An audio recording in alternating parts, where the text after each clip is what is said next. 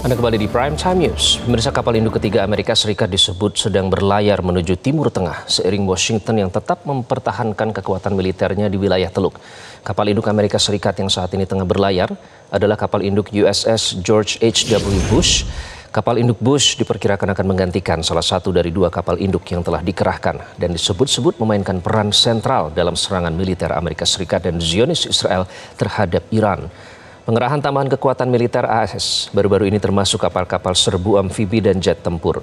Sebelumnya dua kapal induk Amerika Serikat yang telah beroperasi lebih dulu adalah USS Abraham Lincoln dan USS Gerald R. Ford. Dua kapal induk kebanggaan Presiden Donald Trump itu sebelumnya sempat mengalami kerusakan akibat terkena serangan rudal Iran dan mundur jauh untuk menghindari rudal Iran.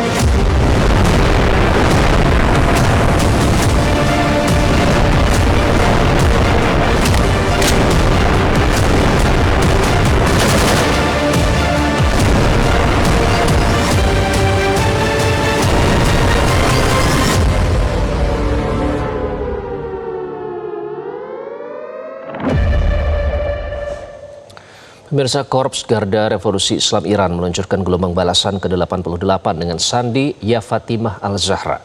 Operasi gabungan Angkatan Bersenjata Iran dan Poros Perlawanan berhasil menargetkan sejumlah titik strategis musuh. Operasi gabungan Republik Islam Iran dan Poros Perlawanan diluncurkan dengan sandi Ya Fatimah Al-Zahra. Balasan ini didedikasikan untuk para syuhada perlawanan Hizbullah Lebanon. Rudal Emad, Khorramshahr 4, dan Ghadar menargetkan jantung wilayah pendudukan Zionis, termasuk tempat pertemuan para komandan garis depan Zionis di Bnei Brak, Tel Aviv, Bir al-Sabi yang diduduki, Al-Jalil, Naqab, serta pangkalan udara Tel Nof, Arad, dan selatan Laut Mati. Operasi balasan ini juga menargetkan tempat persembunyian pasukan Amerika dan pusat kendali drone mereka di pangkalan Al-Dafra, Victoria, dan Ali Al-Salem.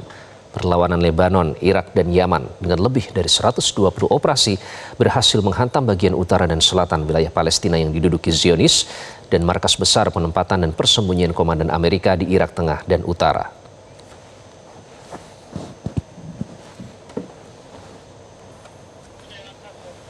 Sementara itu, pemadam kebakaran Zionis Israel sibuk memadamkan api pada sejumlah kendaraan dan bangunan di wilayah pendudukan Zionis bagian tengah. Wilayah Petach Tikva termasuk ke dalam target serangan balasan Iran dan Poros Perlawanan terhadap target-target militer Zionis. Otoritas rezim Zionis mengkonfirmasi jatuhnya pecahan rudal di sejumlah titik termasuk Bnei Brak dan Petach Tikva. Sedikitnya 10 lokasi dilaporkan terdampak dengan kerusakan pada bangunan dan kebakaran kendaraan.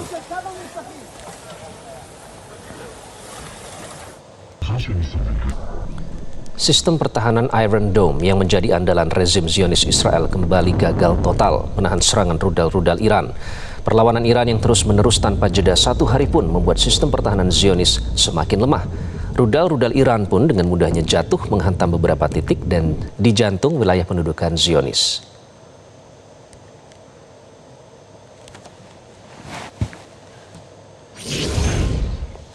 Poros Perlawanan Islam di Lebanon, Hizbullah, kembali berhasil menargetkan gerombolan tentara penjajah Zionis di Lebanon. Serangan balasan itu mengakibatkan sejumlah tentara Zionis tewas dan terluka.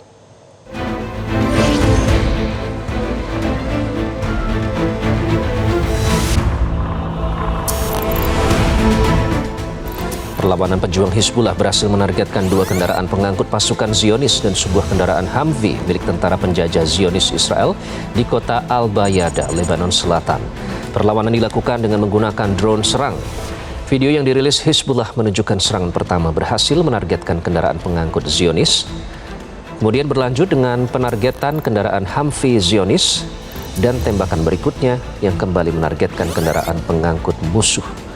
Dalam 24 jam pada tanggal 31 Maret 2026, Hizbullah berhasil melaksanakan 45 operasi. Di antaranya dilakukan di 20 titik wilayah Palestina yang diduduki Zionis dan 18 di wilayah Lebanon. Hizbullah berhasil menargetkan 6 pangkalan militer musuh dan berhasil menghancurkan 4 tank Zionis serta sejumlah perlengkapan militer Zionis lainnya.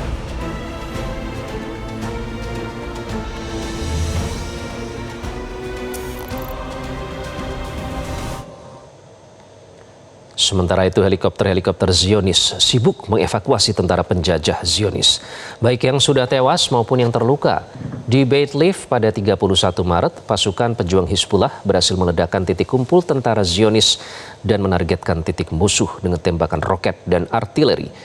Tidak cukup sampai di situ, para pejuang Hizbullah kemudian langsung meluncurkan rudal berpemandu dan terarah yang mengakibatkan sejumlah tentara Zionis tewas, termasuk seorang komandan batalion Brigade Nahal Zionis.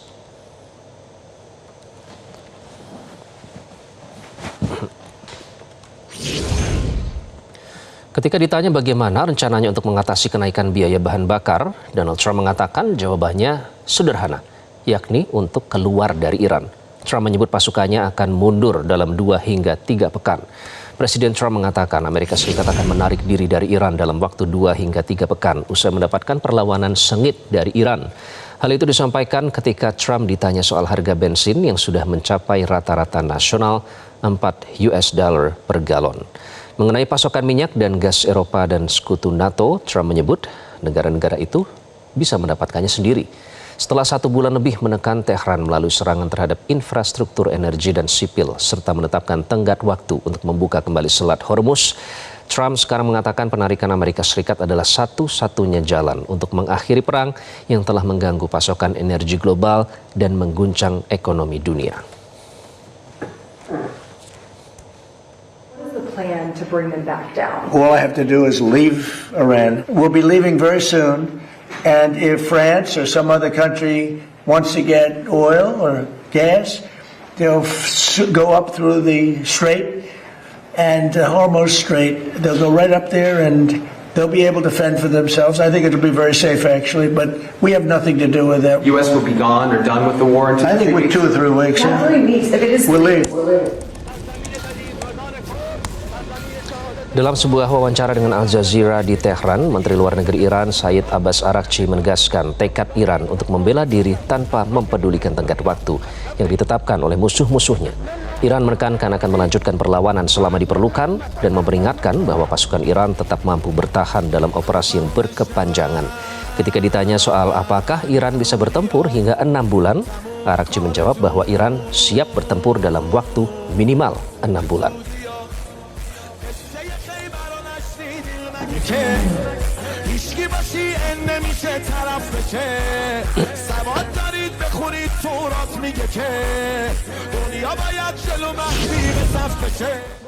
Menyikapi amarah warga Amerika tentang harga BBM yang naik, Trump menyatakan satu-satunya jalan adalah menarik mundur pasukannya dari Iran dalam waktu 2 hingga 3 pekan ke depan.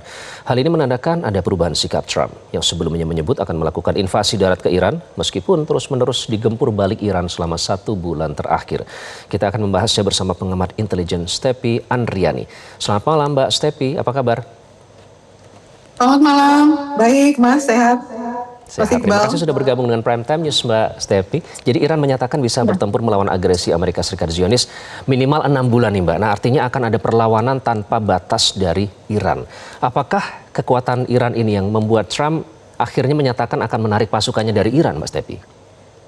Ya, jadi yang pertama, kekuatan Angkatan Darat Iran itu berjumlah 610.000, Mas Iqbal. Kemudian belum lagi kita hitung proksinya, ada 5, Hamas, Houthi, kemudian kalau kita lihat milisi Irak ya, kemudian juga Hizbullah, dan juga sekarang Iran membuka sebesar-besarnya komponen cadangannya yang ingin membantu. Nah, wilayah darat Iran ini adalah wilayah yang cukup mematikan dan mengerikan karena ada pegunungan dan gurun di sana. Kalau dulu Amerika kalah di perang Vietnam karena hutan, di sini ada gurun dan pegunungan yang cuacanya ekstrim, yang kemudian pada saat perang Iran-Irak ini ada ribuan terowongan yang dibuat. Dulu pada saat Amerika menginvasi Irak, itu Amerika menurunkan 160.000 pasukannya. Nah, sementara kalau kita lihat sekarang, USS Tripoli sudah mengeluarkan 3.500, kemudian 82nd-nya Airborne juga 3.500, kurang lebih 7.000. Dan Pentagon rencananya akan menambah 10, jadi 17.000. Jadi menurut saya ini tidak imbang kalau dikatakan invasi darat. Dari Iran 610, dari Amerika 17.000 ya, kalau memang benar. Jadi mungkin ini lebih kepada operasi darat terbatas, jadi bukan invasi nih, Mas Iqbal. Dan menurut saya yang membuat kemudian Trump berpikir ulang dan menarik pasukan, seperti yang tadi disampaikan, adalah Iran sudah unggul secara psychological warfare, Mas Iqbal. Jadi dengan adanya demo 8 juta penduduk Amerika knocking sudah 3 jilid, ada tekanan dari berbagai pihak termasuk dari Paus, dari berbagai akademisi, dari belahan dunia, Dewan Keamanan PBB. Nah, ini tidak baik juga untuk nilai Trump secara politis. Hasil survei menunjukkan bahwa kalau Demokrat sudah jelas ya melawan, tapi konsensusnya di internal Republik juga terpecah. Yang setuju dengan cara-cara Trump hanya di bawah 20-30%, sisanya ini menolak cara-cara seperti ini. Karena ini juga sudah bukan lagi masalah Timur Tengah, Mas Iqbal, ini sudah masalah ekonomi dunia. Termasuk Indonesia ini kita akan kena dampaknya karena di APBN kita awalnya itu kan minyak hanya 70 sampai 76 per barel. Hari ini Brent sudah menembus 116. Kalau nanti minyak Brent dan lain-lain mencapai 150 per barel, ini kita bisa kena inflasi.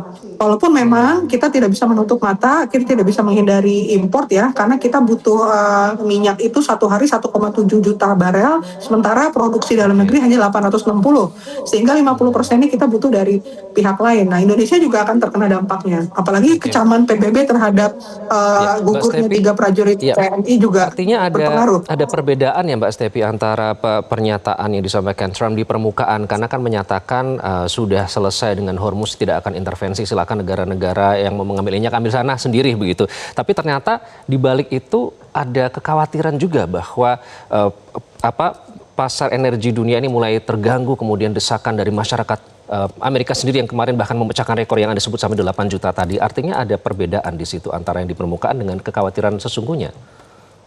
Betul. Jadi di dalam public diplomasi atau diplomasi pertahanan, bahkan apa-apa yang dimunculkan di publik biasanya tidak sama persis dengan apa yang di bawah meja begitu, Mas Iqbal. Nah, yang perlu dikhawatirkan sebetulnya adalah bagaimana dampak yang akan berkelanjutan jangka panjang, menengah, dan pendek. Yang paling dirugikan sebetulnya adalah masyarakat Amerika. Karena perang ini bukan perangnya Amerika secara umum ya. Bahkan hasil survei menunjukkan bahwa masyarakat Amerika itu tidak ingin perang ini, tapi lebih kepada personal Presiden Trump dan PM Netanyahu gitu ya. Yang jelas warga Iran yang paling merasakan sakitnya, juga negara Teluk yang 12 negara ini kan kena imbasnya. Tapi nan jauh di sana masyarakat Amerika juga merasa dampaknya dari tadinya minyak gas bensin $3 menjadi $8 misalnya. Itu kan kelihatan banget. Dan jangan lupa ketika nanti ini berakhir setahun 2 tahun, kita tidak pernah tahu nih Mas, dari berbagai milisi Iran, fansnya Khamenei yang ingin membalas dendam dan lain-lain, ini kan bisa juga membalas kepada masyarakat Amerika secara umum, sehingga memunculkan bibit-bibit terorisme baru atau apa, sehingga ini akan jadi masalah jangka panjang, masalah baru. Nah, menurut saya yang membuat Trump berubah haluan selain tadi masalah faktor politik, nama baiknya juga masalah COG-nya. Sebetulnya COG dari Epic Fury itu kan ada 4, Mas Iqbal. Yang pertama, perubahan rezim udah terwujud, denuklearisasi belum terbukti ya, bahwa uranium dan lain-lain. Kemudian rudal sudah 70% turun ya kemampuan rudalnya Iran.